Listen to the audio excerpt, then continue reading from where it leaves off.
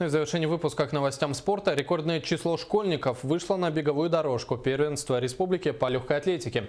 Турнир на призы президента Федерации легкой атлетики Якутии Михаила Плетнера собрал в спорткомплексе «Триумф» почти 300 ребят.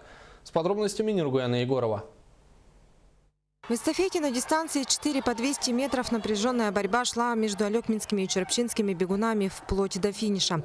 Младший состав алекминчан впервые выиграл республиканское первенство, а Никита Кокоткин стал трехкратным победителем соревнований. Все ребята занимаются под руководством Сергея Барашкова. Интересно, весело, отлично, хорошо. Я первая стартанула и пришла тоже на финиш первая.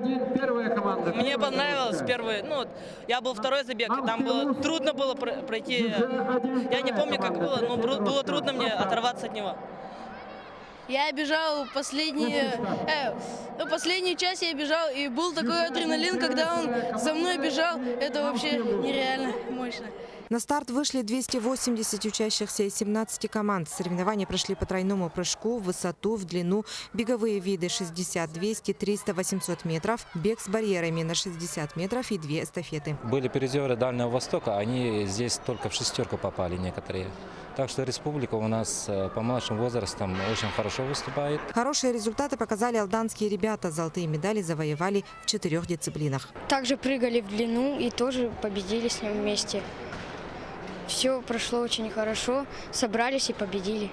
Я тоже был в Хабаровске, занял в прыжках в длину первое место.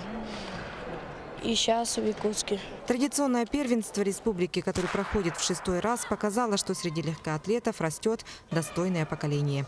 Нургуяна Егорова, Гаврил Дичков, НВК ЦХ, Якутск.